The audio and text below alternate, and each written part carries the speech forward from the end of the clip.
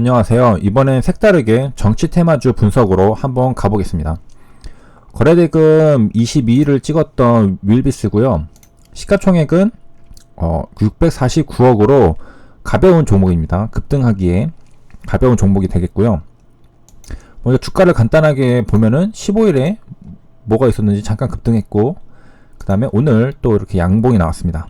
그러면 이제 살펴보도록 하겠습니다. 14일에 조국 법무부 장관이 사퇴를 했었죠. 그리고 15일에 기사가 이렇게 나왔습니다. 법무부 장관 누가 될까? 그래서 총 여기선 3명인데 4명입니다. 1명 더 있고, 그 다음에 또 1명 더 있어 5명 있는데, 이제 전해철이 이제 윌비스 테마입니다. 그래서 차기 법무부 장관 후보들이고요. 여기 이분이 김호수 전해철님, 그 다음에 김혜숙님인가요? 이거 저희가 확실하진 않네요. 그래서 조국 전 장관이 14일 불쏘시개 사직서 됐고, 자, 기사에서 이제 간단하게 후보에 대해서 설명해주고 있는데요. 이제 먼저 가장 처음 언급이 됐던 분이 김호수 차관님입니다. 이분은 이제 안정적인 조직 승계 및 운영에 강점이 있다는 평가가 있는데요. 한 가지 약간 가능성이 떨어질 요소가 있습니다. 바로 검사 출신이라는 건데요. 문재인 정부는 검찰 개혁을 하려고 하는데요. 이 검사 출신이 잘 할 수 있겠느냐라는 우려를 가질 수가 있습니다. 그리고 문재인 정부는 현재 비검찰 출신을 선호하는 경향을 보여왔습니다. 그 다음에 이제 박지원 국회의원이 유력한 후보로 언급을 했던 전해철 의원이 있는데요. 지금 국회의원 2번째 하고 있죠. 이분은 문재인 최측근 중에 한 명인데요. 삼철이라고 불리고, 민주사회를 위한 변호사 모임에서 이제 활동한 이력이 있다고 합니다. 문재인 대통령이랑 이제 친분이 있는데, 비서실장으로 청와대에서 근무할 때 같이 일했죠. 같이 이제 민정수석 비서관을 역임을 하기도 했다고 합니다. 그래가지고 이제 전 의원이 이제 민변 출신 변호사니까 굉장히 유리하게 검토가 될 거라고 전망을 하고 있습니다. 자, 이외에도 이제 사법연수원 졸업 후 문 대통령이랑 같이 일했던 법무법인에서 김혜숙이라는 대통령 인사수석 비서관과 그다음에 검찰 개혁안 의지를 내놓고 있는 하태훈 고려대 법학전문대학원 교수도 의지는 확실히 있네요. 후보자들 이름이 오르내리고 있습니다. 자, 여기까지가 이제 후보들에 대해서 이제 누가 될까 이제 하고 있었던 것 좀 살짝 반응이 있었습니다. 주가가. 자, 그럼 이제 당사자의 생각도 한번 들어봐야 되죠. 15일에 나왔습니다. 14일 조국 장관 사퇴, 15일에 전해철 의원한테 물어보니까 전해철 의원의 답변은 일단은 총선을 준비하는 것으로 정리했다. 법무부 장관보다는 이제 총선에 집중하겠다. 그러니까 사실상 법무부 장관에는 생각이 없다라고 밝힌 거라고 할 수 있겠고요. 제가 장관직 맡을 의사가 있었으면 일찍 갔지 않겠냐 라고 했습니다. 전해철 의원은 초기에 법무부 장관 후보로도 언급이 됐던 분으로 제가 알고 있습니다. 그래서 뭐 제일 받았냐 노코멘트 하겠다 이렇게 있고요. 제가 말했던 문정부가 출범한 이후에도 꾸준하게 법무부 장관 후보 험합평에 올랐다 라는 내용이 있습니다. 자, 이러고서 이제 15일에 그런 인터뷰를 보고 가나? 싶었다가 이제 다시 내려왔죠. 왜냐면은 사실상 생각이 없다고 총선에 집중하겠다고 말을 했기 때문에 이걸로 뭐 급등해서 상한가를 가고 할 수가 없죠. 그래서 12% 정도 상승했다가 다시 보합으로 떨어졌습니다. 자, 그랬던 분이 18일에 오늘이죠. 생각이 살짝 바뀌었습니다. 문정부 성공에 필요한 일 피하지 않겠다. 그래서 국회에서 밝혔고요. 중요한 건 정부의 성공, 고민하겠다. 생각이 바뀌었습니다. 총선을 준비하겠다라고 딱 선을 그었던 분이 고민을 하겠다라고 이제 의사를 밝혀온 건데요.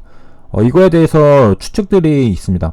청와대랑 어떤 얘기가, 주위 사람들이랑 어떤 얘기가 된 게 아니냐. 그러니까 이렇게 생각이 살짝 멘트가 바뀐 게 아닌가 그런 추측을 하고 있습니다.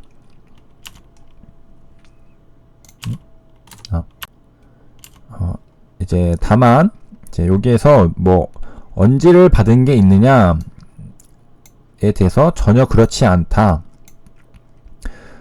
근데 여러 가지 조금 힌트들이 있죠. 11월에 해외 출장을 취소했다는 얘기가 있는데 법무부 장관을 맡아서 그런 거 아니냐라는 질문에도 그런 건 아니다라고 했습니다.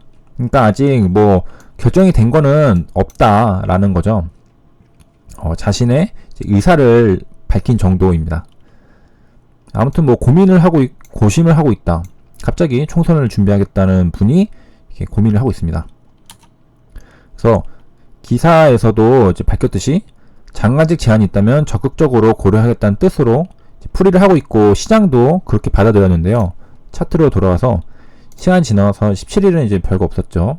18일에 저 발언이 나오고서 이렇게 급등을 했습니다. 상한가를 1480원을 한번 찍고 장 막판에 이렇게 급락을 한번 했는데요. 그래서 주가도 시장도 그에 걸맞게 반응을 해줬습니다. 결과는 뭐 다음 주에 나올 텐데요. 이르면 다음 주에 전 의원을 법무부 장관에 지명할 것으로 보인다라고 했습니다. 자, 결론적으로 이제 다음 주에 주가의 향방이 이제 결정이 되고요. 우리는 이제 화천기계를 통해서 비교를 해보고 공부를 해보겠습니다. 자, 시간을 조금 거슬러 올라가서 9월 2일입니다. 조국 이제 기자회견 전격 발표 밤새워서 질문 받겠다.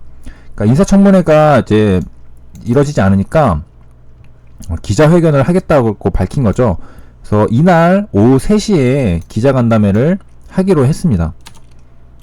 그러니까 이제 시장에서는 눈치를 채고 이거 기자간담회를 하고 인사청문회 대신 검증을 받았다라고 하고 뭔가 진행이 되는 것 같으니까 상한가를 가버렸습니다. 이렇게 상한가를 가버렸고 그래도 기사 잠깐 한 번만 보면은 인사청문회 무산돼 국민들의 궁금증을 해소해드릴 기회가 없어졌다. 그래서 기자회견 진행하겠다고 했고요. 자, 그 다음날 이제 9월 3일이죠. 대통령 조국 청문 보고서 6일까지 보내달라 요구를 했고 청와대는 기자간담회에 대해서 의혹을 대부분 해소했다고 밝혔습니다.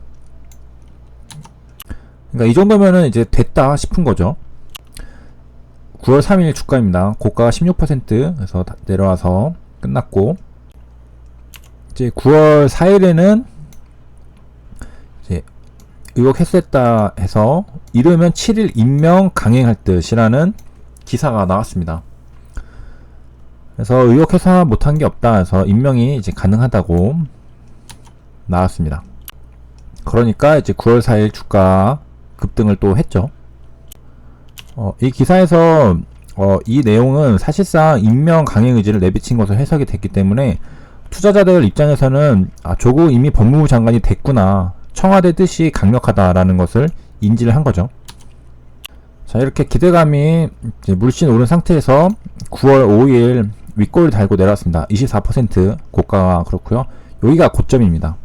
그리고서 주가는 이렇게 조정을 받고 9월 6일 음봉으로 마감을 하고 주말로 들어갑니다. 그리고 이제 9월 9일 문 대통령 조국 법무부 장관 임명 재가를 했습니다. 법무부 장관이 된 거죠. 이제 재가를 했으니까. 그러고 나니까 위로 한번 급등을 했다가 25%까지 올라갔다가 음봉으로 마감을 했습니다. 이제 재료 소멸이죠. 그래가지고 주가는 이렇게 떨어졌습니다. 임명이 되기 한 이틀 전에 고점을 찍었고 임명이 된 날도 25%까지 올라갔다가 이렇게 하락을 했습니다. 그래가지고 쭉 이제 끝났고 한 번 더 뒤에 또 여러 이슈가 있어서 잠깐 올라왔다가 이제 사퇴를 하면서 14일에 사퇴를 했죠. 이날 하한가를 갔는데요. 사퇴를 하면서 이제 화천기계는 시세를 마감을 했습니다. 그리고 14일날 이제 사퇴를 하고 이어서 이제 다음 후보한테 바톤 터치가 되는 거죠. 15일날 이제 여러 후보들이 거론이 되고 이제 후보들의 말을 들어보고 이제 전해철 의원이 나는 총선만 할래 일단 하니까 잠깐 급등했다 내려왔다. 좀 지나니까 생각이 조금 바뀌어서 그래도 내가 할 일이 있다면은 내가 뭘 피할 수 있겠느냐 라고 하니까 또 이렇게 올랐습니다. 그래서 법무부 장관 테마가 조국에서 이제 전해철로, 그 다음에 여러 후보들이 또 있죠. 그래서 오늘은 윌비스를 보려고 했으니까 이렇게 흘러온 겁니다. 그래서 앞에 뭐 화천기계랑 좀 비교도 해보시고 윌비스도 흐름도 보시고, 그래서 공부가 좀 많이 되셨으면 좋겠습니다. 저도 공부 많이 되고요. 이상으로 영상 마치겠습니다. 감사합니다.